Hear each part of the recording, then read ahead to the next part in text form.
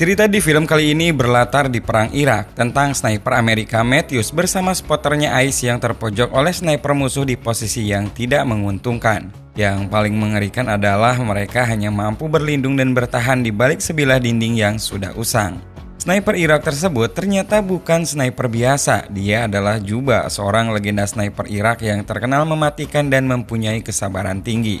Apakah mereka berdua berhasil selamat dan menemukan di mana si posisi sniper itu? Seperti biasanya guys, pasang dulu headsetnya, jauhi keramaian, dengarkan baik-baik. Dan ini dia cerita The Wall 2017.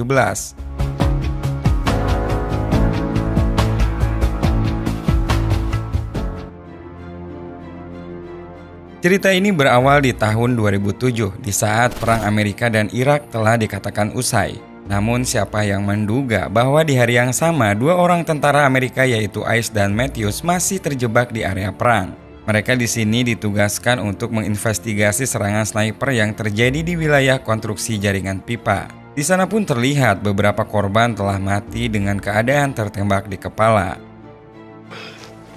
I'm fucking with you, man. Selama kurang lebih 20 jam menunggu, Matthew yang merasa keadaan sudah aman mulai mengusulkan kepada Ice untuk menghampiri korban dan mengambil radio yang ada di sana. Awalnya Ice pun tidak setuju dan lebih menyarankan agar Matt menunggu lebih lama lagi. Apalagi Ice pernah mendengar kalau Irak mempunyai sniper hebat bernama Juba yang mungkin saja korban-korban itu adalah ulahnya. Namun karena tidak ada juga pergerakan dan agar mereka bisa cepat kembali ke pangkalan, akhirnya Matt pun memaksa pergi sendirian. Ice yang masih berada di tempat persembunyiannya tampak mengawasi gerak-gerik si Matt. Bahkan sesekali tindakan konyol Matt membuat Ice tertawa-tawa menyaksikannya. Namun tiba-tiba candaan itu seketika sirna saat sebuah tembakan musuh langsung bersarang di tubuh Matthews. Ice yang menyaksikan hal tidak terduga itu tentu saja terkejut dan panik. Maka dengan segera ia pun keluar dari tempat persembunyiannya dan bergegas untuk menolong si Matt. Tidak disangka beberapa tembakan juga mulai memburu ke arahnya. Bahkan salah satu tembakan tepat mengenai kaki kanannya. Akhirnya ia pun tak bisa berbuat banyak selain terpaksa meninggalkan Matt dan memilih bersembunyi di balik dinding usang yang berada di area itu. Dalam keadaan kesakitan, Ice pun segera menghubungi kantor pusat dengan bantuan sebuah radio yang dibawanya. Namun sangat disayangkan radio yang akan digunakan itu ternyata antenanya rusak akibat tembakan dari si sniper tadi. Saat sedang kebingungan, Matt yang telah terluka menanyakan kepada Ice tentang posisi si sniper itu. Dan ia pun berencana untuk menembaknya langsung dengan satu tembakan. Ice yang memang tidak tahu posisinya di mana akhirnya menyuruh Matt agar tidak melakukan niatnya tersebut karena resikonya bisa saja Matt yang mati duluan. Dalam keadaan masih menahan sakit karena luka di lututnya yang sangat parah bahkan terus mengucurkan darah, Ice pun mencoba mencari tahu letak di mana si sniper itu dengan cara melobangi dinding untuk menempatkan teropong di sana. Dan saat Ice telah siap dengan teropongnya, Matt sendiri ternyata keburu pingsan. Bingung dengan apa yang harus dilakukan selanjutnya, Ice pun memutuskan untuk mengeluarkan peluru yang bersarang di lututnya dan langsung membungkusnya dengan perban. Namun karena memang terlalu banyak kehilangan darah, Ice pun akhirnya pingsan di sana. Entah sudah berapa lama tak sadarkan diri, Ice tiba-tiba tersadar saat seseorang menghubungi lewat radio lokal miliknya yang menanyakan tentang statusnya. Ia pun lantas memberitahukan kejadian yang terjadi di mana mereka berdua terluka dan telah disudutkan oleh sniper musuh. Dan setelah itu, ia juga meminta agar segera dievakuasi.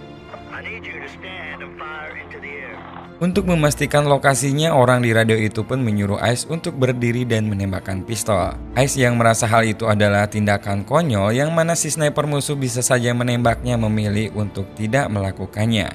Di saat perbincangan itu, ada sesuatu hal yang membuat Ice curiga, di mana orang tersebut salah menyebutkan pangkatnya.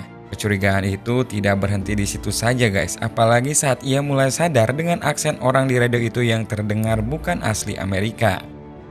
Dan akhirnya terbongkarlah semuanya. Orang yang di radio itu bukanlah pihak Amerika, melainkan adalah si sniper yang telah berhasil menembak dan melumpuhkan mereka berdua. Mengetahui dipermainkan, Ice pun mulai mengacukan perbincangan itu dan memilih untuk mulai mencoba menggunakan kembali radionya. Namun si sniper itu mengancam akan menembak kepala Matt jika Ice menghindar dari perbincangan. Dan akhirnya gak ada pilihan lain selain mulai mendengar dan mengobrol dengannya. Di tengah-tengah obrolan itu, Ice pun kembali memperbesar lubang di dinding untuk melihat keberadaan di mana posisinya.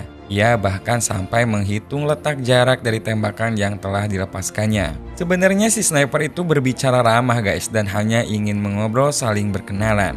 Dia pun mengutarakan kalau dirinya adalah seorang warga biasa. Namun Ice yang sadar bahwa itu adalah musuh tentu tak ingin percaya begitu saja. Ice juga akhirnya ikut mengarang tentang latar belakang dirinya.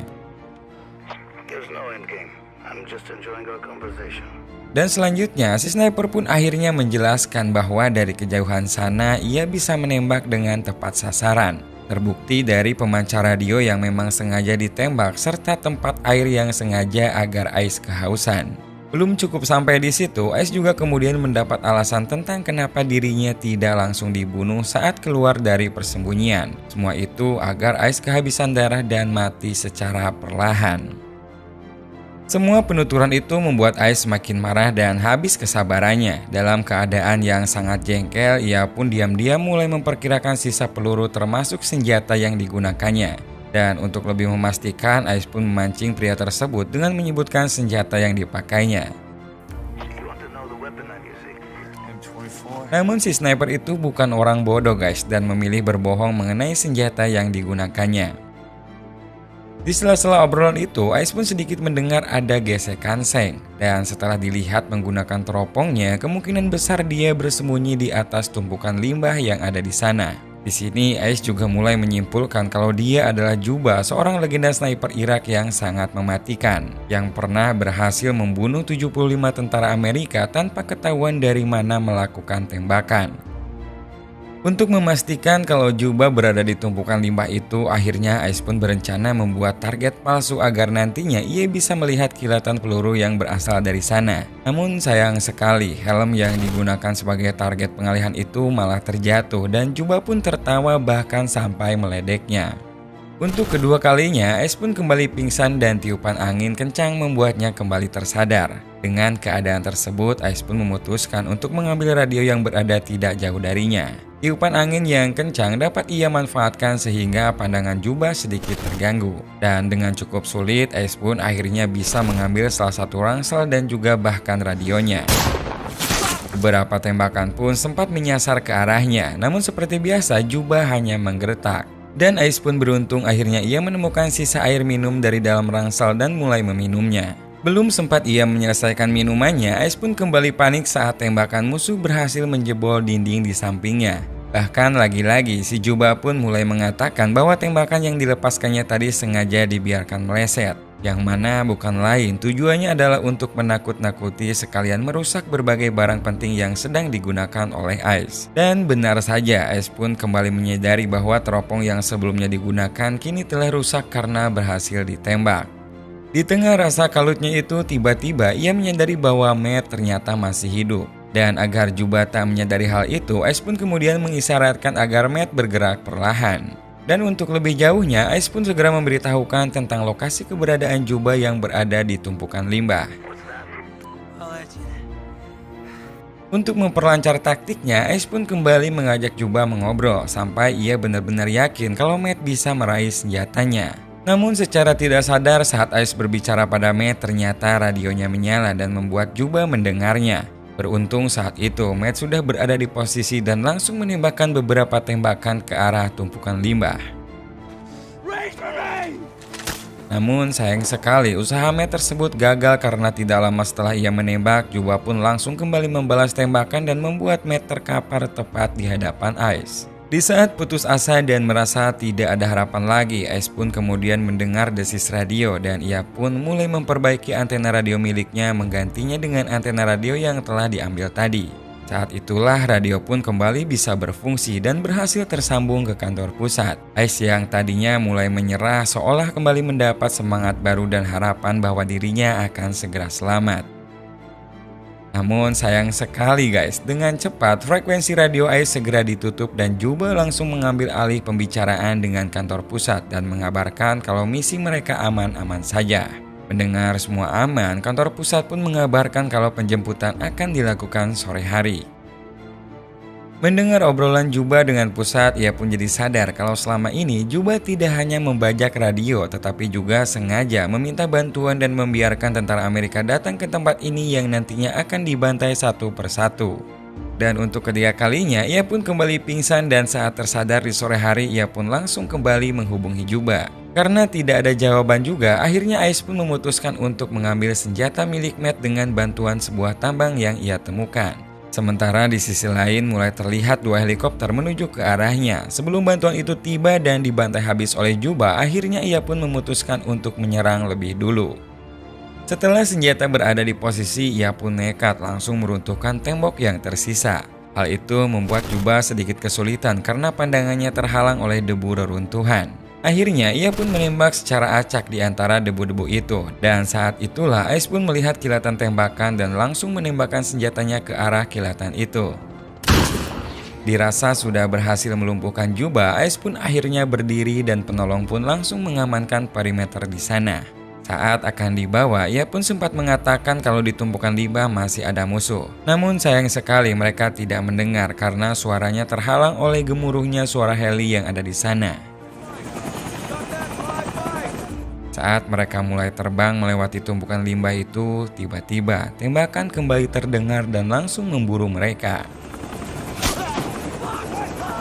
Akhirnya kedua heli itu pun harus terjatuh bersama semua tentara di dalamnya. Sebelum film berakhir, keesokan harinya pusat pun kembali menghubungi heli dan Juba pun kembali membajak radio itu.